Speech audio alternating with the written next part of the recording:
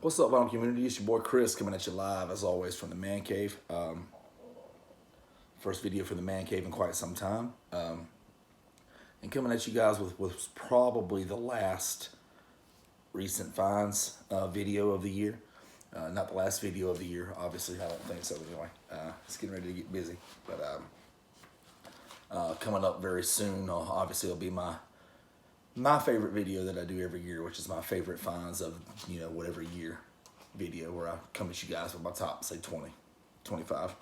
And so that'll be coming up, pretty soon. But I got a few that I'm getting ready to show you guys here today that will be in that video. Let's just say, as always, you guys know with me, rapid fire for the first, 80% of the stack. Some of the more, I don't want to call it common stuff, or just I prefer to refer to it as saving the best for last, and and then really spending some time on that. So plenty of you no doubt fast forward to the last few minutes of the video, but hey, we'll see. Hope everybody's having a great weekend. Cheers to everybody. Hope you're all having a wonderful one. Without further ado, let's get into it. First things first, Morgana King. I'm gonna try my best to pronounce this. Cor de Mama, maybe. Wonderful type stuff. Next up, Charles McPherson, Barry Harris, Lonnie Hillier, Ray McKinney, and Billy Higgins. This is the quintet recorded live at the 5 spot. It's on Prestige, and of course, there's some Eric Dolphy sessions, whatever, at the 5 spot. They're awesome. This is that Trident Blue label. This is a fantastic session, wonderful. Highly recommend it to everybody. For most, the best part about it is, this one can be found for relatively cheap, so that's awesome. Les McCann, Another Beginning. Lots of wonderful Les McCann records, and as was what I said about the McPherson record that I showed before. It can be found for relatively cheap. It's got some shrink wrap on it. I'll shred it later. Call it what it is. Next up, Trumpet Rhapsody, Maynard Ferguson. I remember it wasn't all that long ago I'd gotten asked whether or not I had any Maynard Ferguson records by one of you commenters on one of my videos. I can't remember who it was, when it was, what video it was, how long ago it was. I have no idea. But I remember the comments sticking out on me because I had shown 2 or 3 Maynard Ferguson records on my channel before. But ever since I got that comment, it's like I'm getting these damn things left and right. So, Maynard Ferguson record. Really good one too. Next up, Music for Hi-Fi, Pete Rugolo and his orchestra. The album cover is pretty damn cool. At least I think so anyway. Sonny and Marcy. Phenomenal stuff. It's conducted and arranged by Pete Rugolo. Next up, this would be an album that would be higher up, further down in the stack if it were an original pressing, obviously, or at least closer to an original pressing, but it's one of those damn Blue Note 75s, which was thrown in for free for buying a couple records that you guys will see later in the stack. But it's Cecil Taylor, Conquistador. It's a phenomenal record, a phenomenal session. I just don't have high hopes for it because it's a Blue Note 75, and Blue Note screwed the pooch on the Blue Note 75, so just call it what it is. But Bill Dixon on trumpet, Jimmy Lyons on alto, Cecil Taylor on piano, Henry Grimes on bass, Alan Silva on bass, and Andrew Surreal on the sticks. Again, phenomenal album, phenomenal session. Blue Note 75 is what it is. Fake it till you make it type of deal. Next up, Soul Shack, Sonny Stitt with Jack McDuff. Sonny Stitt has played on so many sessions for so many labels, it almost feels like it should be illegal. And then everything Jack McDuff ever played on was funky as hell and just awesome.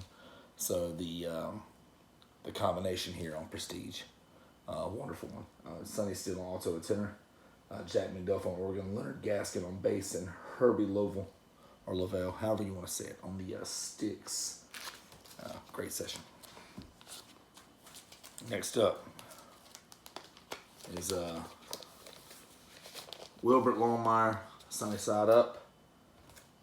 Album cover, predictably an egg, cooked Sunny Side Up. Columbia Records. Promo. copy. To be completely honest with you, I don't even remember buying this record. I know I'm happy about it, but I totally cannot recall, you know, buying it, if I'm being completely honest with you. Splat out on that white label promo. That's stuff. Can't remember buying it. Happy as hell to have it. It's usually how it works for me, is I get a couple months worth of records at one time. Can't remember buying half the box. And so every time I open a big box like this, it's always like Christmas, honestly. Next up, Moonchild, Johnny Little Trio with plus Ray Barretto. And this one's mono. It's on Jazzland. Johnny Little Trio, Little on vibes. Mel Harris on organ and Peppy Hennon on drums. Steve Cooper, bass, except on the first selection, and Ray Barretto on congas, except on third on each side. But wonderful stuff. Anything on Jazzland. Again, original mono copy. Wonderful. Next up is the second copy I've owned of this album. I got a chance to have another one for a great price and pass the other one on to a friend. The name of the album is Together Again with Willis Jackson with Jack McDuff. You guys have, if you guys who've been around for a while, you've seen me show this album before on this channel. I got a chance to have another copy. Again, once I got it in, a lot of times if I have an opportunity to get an album and I think a friend might really enjoy it, what I usually do is I go ahead and get it if it comes at a good price. Get it in, compare the quality and the sound or whatever of the two copies. Keep the copy I like the best, obviously, and then pass the other one on to a friend. I do that quite often. But yeah, Together Again, Willis Jackson, Jack McDuff. Phenomenal record. Next up, Moodys Workshop,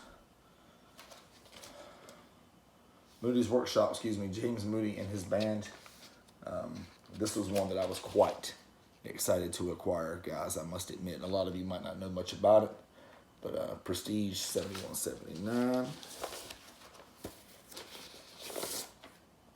And as you guys will see, Splat Out, Bergenfield, New Jersey labels, Mono Press. This pitch is beautiful.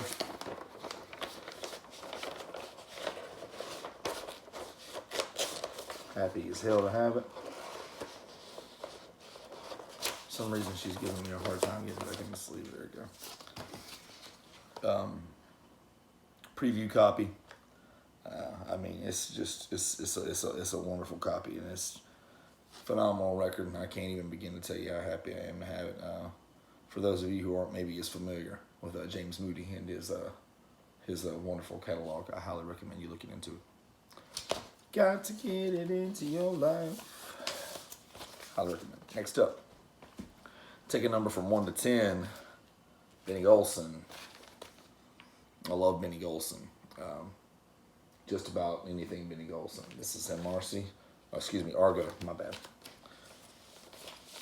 And what this basically is let's just call it like a compilation album, but of Gulstan Tunes. Wonderful stuff, but it's worth having just because it's Benny Golson. It's some wonderful stuff.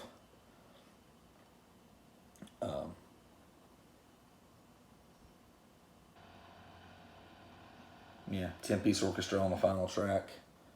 10 tracks, and not so much a compilation album as let's just call it like Benny playing the hits, song. Track 2 is My Heart Belongs to Daddy. I mean, it's wonderful stuff though, especially if you're a Golson fan. Next up is my second copy I've owned of this one again. It's an opportunity that I saw and had to potentially pass the record on to a friend. I already had a copy. I went ahead and got a second copy, got it in, looked at it, liked it, yada, yada, yada, yada, yada, the whole nine. Jazzland release, Wynton Kelly, Whisper Not. Phenomenal record. I can't even begin. I think I have told you guys before just how much I really love and appreciate the great Wynton Kelly. But it's Wynton Kelly on keys, Kenny Burrell on guitar, Paul Chambers on bass, Philly Joe Jones on sticks. How y'all like that? How you like them apples? This is wonderful. It's hard to beat that lineup. I mean, even if you didn't know anything at all about Wynton Kelly, you look at that lineup and it's like, man, how can I pass on that? And that's basically all you need, really. Phenomenal album. Next up, passing through the new amazing Chico Hamilton Quintet. It's on Impulse, of course. Stereo press. Beautiful. Of course, with Impulse. Gotta show off the gatefold splat out. Be the first time I've looked at it, actually.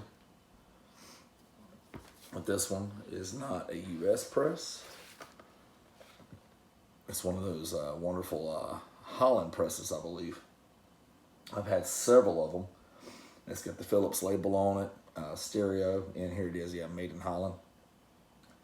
I think this is like the third or fourth one I've owned. Every time I've ever owned one, they sound phenomenal. I've owned a couple of Coltrane's. Like I said, they always sound phenomenal. They're wonderful, and they're always great placeholders until I get my US copies. And everything else just, you know, appears like your standard, you know, US copy until you delve a little deeper. But passing through the new amazing Chico Hamilton Quintet. Charles Lloyd on tenor and flute. George Bohannon on trombone. Gabor Szabo on guitar. Al Stinson on bass, and of course Chico on the sticks. I really dig Chico Hamilton, especially his output on Impulse. Great stuff. Very happy to have it. It was one that I had been kind of keeping my eyes open for a while. So happy to take my eyeballs off of it for a while. Next up, an artist I didn't have any records by until just now. And by just now, I mean a couple days ago. It's Out of This World, the Walter Benton Quintet with Wynton Kelly, Paul Chambers, and Freddie Hubbard. Once again, Walter Benton, Wynton Kelly, Paul Chambers, and Freddie Hubbard. Guys, that's a smoke show right there is what that is. And Paul Chambers also, by the way, on bass. And Jimmy Cobb or Albert Heath is on the drums, depending on the side. But it's on Jazzland. I feel like some damage to this cover. Obviously, I'm going to have to repair this one, unfortunately. That label. But yeah, the cover is going to definitely it's going to need some repairing. But I'm very excited about the album itself. I don't too much worry about the covers as much as I used to, because there's just so many ways to repair them these days. And a lot of times, let's just call it what it is. If there's some slight cover damage or whatever, you get the record for cheaper. Let's just call it what it is. And as long as the wax is immaculate, main thing. Next up, New Thing at Newport, John Coltrane, Archie Shepp. Okay, so with this one, it's you know, of course, you got the New Thing, John Coltrane, Archie Shepp, and if you look at the side, you got John Coltrane / Archie Shepp and everything like that. And this is a stereo press, and all that's wonderful. I think Coltrane plays on one track on this one, if I'm not mistaken. Give me a second. Of course, you got that super clean. Man, this gatefold clean as hell. Had no idea. First time I've really looked at it. Train on tenor. On, yep, literally just the first track. McCoy Tyner on piano, Jimmy Garrison on bass, Evan Jones on drums.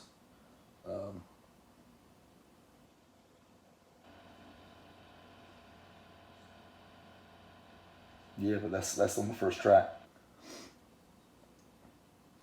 But it's one of those deals where Coltrane obviously was the star at Impulse Records, and as he would have been the star at pretty much any label. But he had vouched and went out, you know, put his neck out there for Archie Shepp. Relatively unknown. The label didn't have much faith in Archie Shepp. So it was one of those things where they're like, okay, we'll record this album, but we need you to put your name on it. And just like you have like the Archie Shepp album, 4 for Train, and you have this one, New Thing at Newport, with John Coltrane / Archie Shepp, even though John only plays on one track. So it was just, it got him on. It got him on, it let him do his thing, and Archie Shepp, of course, ended up making great releases on Impulse Records. A couple of them I'm fortunate enough to have. A couple of them I still lack. Attica Blues is the one that stands out to me the most. I need that one. I don't have it, unfortunately. Next up is another one that I'm going to be honest with you, I just don't listen to it very much. But it's a great album, and it's just basically essential Impulse, right? Really, if you're going to own Impulse Records, but it's Ray Charles, Genius plus Soul equals Jazz. Oops. It's a first mono pressing. I had another first mono pressing, Splat Out. But this one got offered to me, and this one's even cleaner than the one I did have. So I ended up getting this one, passing the other one on to a friend. But it's a wonderful album. I haven't listened to it in years, to be completely honest with you. But it's a wonderful record, and it's one that I would definitely, if you're a Ray Charles fan, you need it. And if you're an Impulse fan, collector, you need it.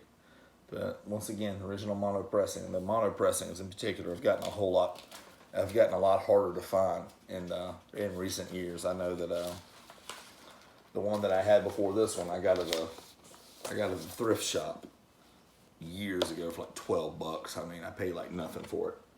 And then of course I ended up selling it for way more than $12. But arrangements by Quincy Jones and Ralph Burns. Not downplaying this album or its importance at all. It has been a long time since I've played it, so it might be due for a revisit, in all honesty. Ray Charles, Genius plus Soul equals Jazz. Yeah, definitely. I think it's definitely due for a revisit. Next one's going to be another one that you guys have seen me show on my channel before, but you have to go back a little ways, because I think the last copy of this one I acquired was a couple years ago. It's another example of an album that I acquired a second copy of with a friend in mind. But it's a Philly Joe Jones Sextet, Blues for Dracula. We've got Adderley, Johnny Griffin, Julian Priester, Tommy Flanagan, Jimmy Garrison. It's New York City, September 17th, 1958. To be honest with you, I got a love-hate relationship with the album. I love the cover. The cover's super cool, and it's unlike anything you're ever going to see really in jazz music, period. The very first track on the album is a lot of the predictable, like Dracula voice and talk over, and it's every time I throw this record on, like sometimes like if I throw the record on, I like immediately go to the groove over, so I don't have to hear that. Because I'm gonna be honest, I'm usually just not in the mood for it. My jazz, as you guys already know, I like my jazz mostly instrumental anyway, so I damn sure usually don't like to hear somebody talking like Dracula. But it's definitely worthwhile. It's definitely worthwhile and really good music, and I highly recommend it to anybody. But fair warning, the first track on the first side you're gonna hear, I believe it's Philly Joe Jones's dry Dracula impression. And it's not that it's a bad Dracula impression, it's just I don't want to fucking listen to Dracula when I listen to jazz. Simple as that. But again, that's not to downplay what I believe is a very worthwhile record elsewhere. And as you guys heard, I read the lineup for you. Murderer's Row. Next up, record you guys have probably seen me share before. I think I've shared this one on here before. This is a simple upgrade, a cover upgrade. The one I had before this one had some stickers on the cover, some shit like that I didn't want to risk peeling off, and this one doesn't. Simple. Lou Donaldson, Mr. Sheen Lane. Who doesn't know anything about that one? Blue Mitchell trumpet, Lou Donaldson alto, Jimmy Fats Ponder on guitar, Lonnie Smith on organ, and Leo Morris on the sticks. Because it's Blue Note, I feel like I'm obligated, honestly. Is Splatter, first stereo. I don't think there was a mono with this one. Pretty sure there wasn't. If there was, I'd upgrade. Otherwise, that's the cleanest copy of that one I've owned. I think it's the third copy I've had. Next one is Hank Mobley, Blue Note 1560. Goddamn, do I wish it was an OG. I really do. But it's a beautiful copy.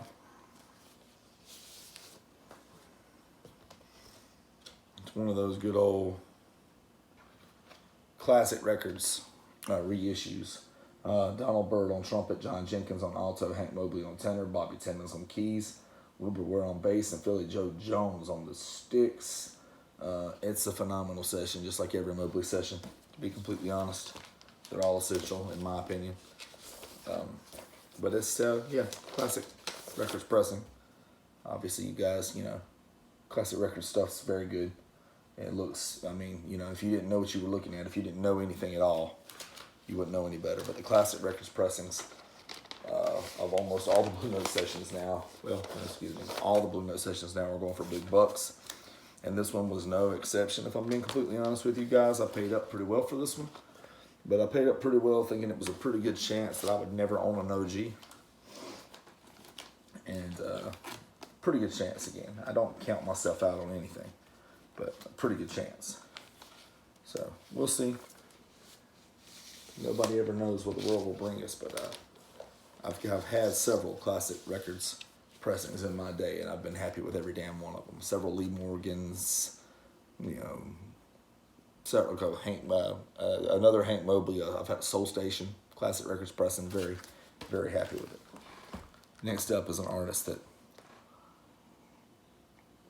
I think I've had my best year ever for this particular artist, Benny Golson.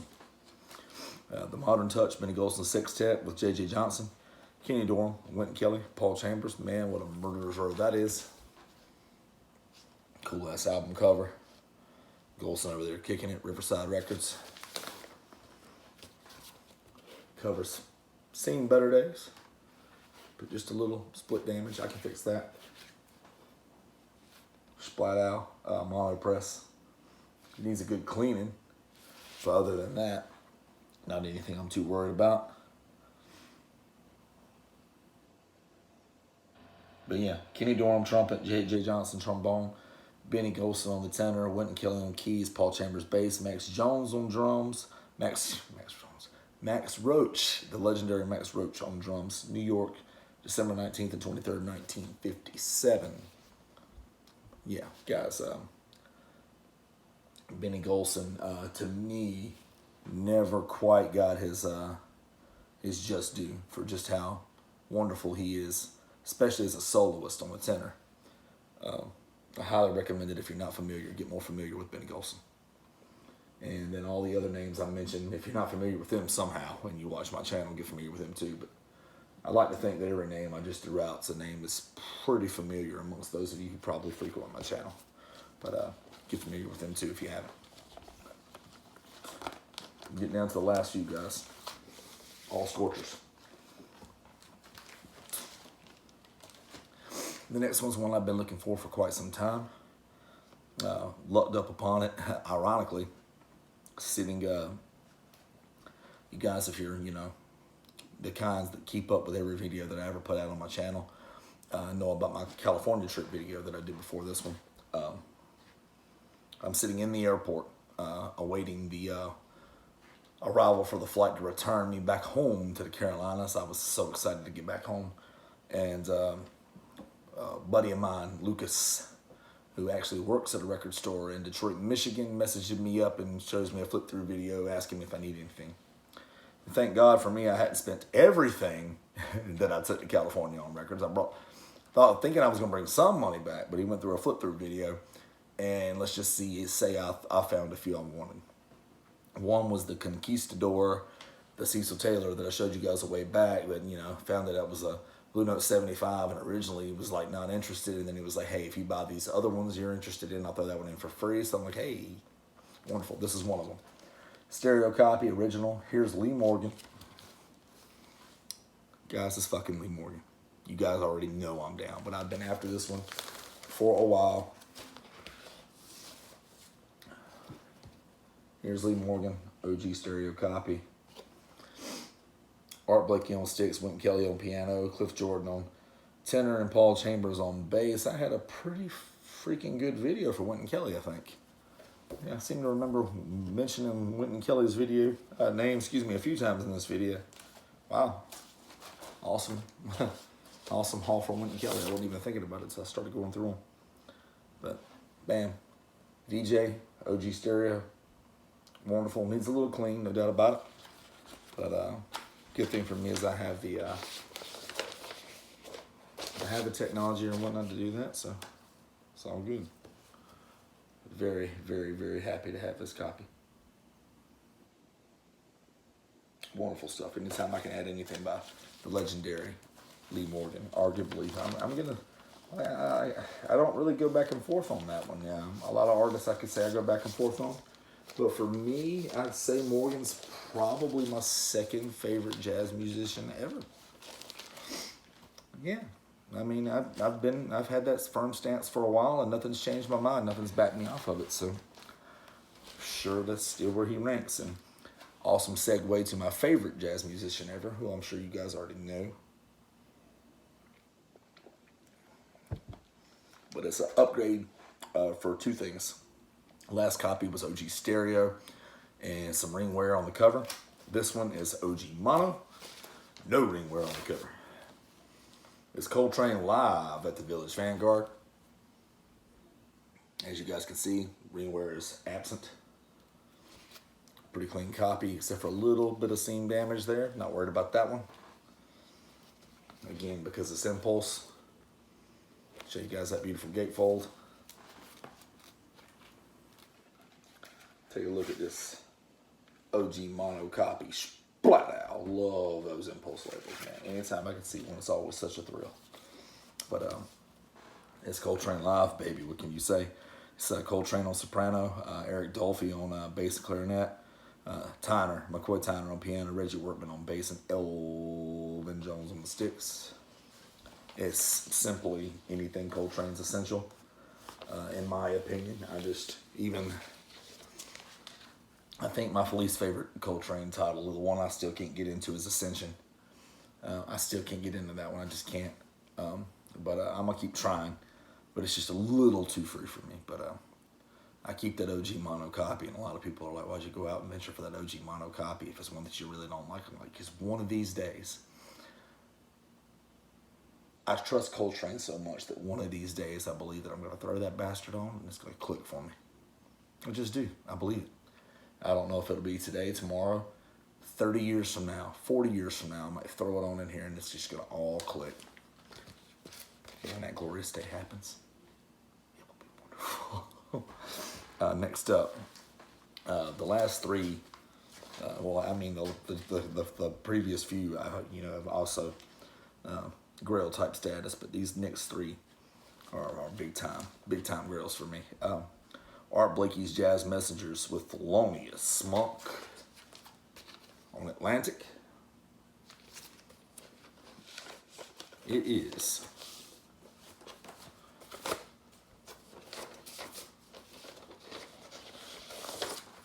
an original mono pressing with that beautiful black Atlantic label. I have so few of them in my collection, to be completely honest with you. I got plenty of the plum labels and the green and blue. I got plenty of those, but very few of these. And my boy Jason, Jazz Basement, if you're watching this, gifted me a wonderful reissue of this one when he stumbled upon his original copy. Shit, Jason, I'm terrible with time, buddy, but it was this year. I think it was sometime this year. But can't even begin to tell you guys how excited I am to have this OG, copy. Of course, Jason, I'm sure you probably expect I passed your reissue on to a friend, but it's in wonderful hands. It's found its forever home. It will be loved.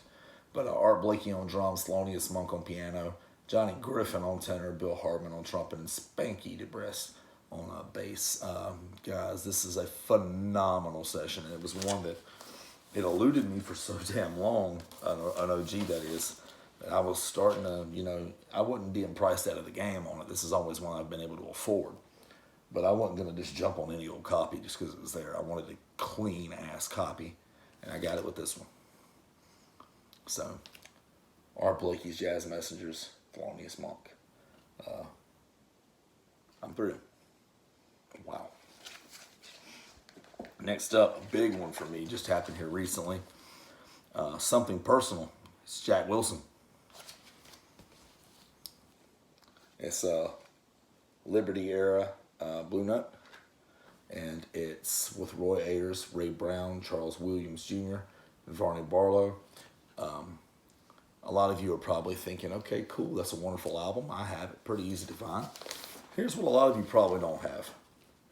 This bitch is a mono press.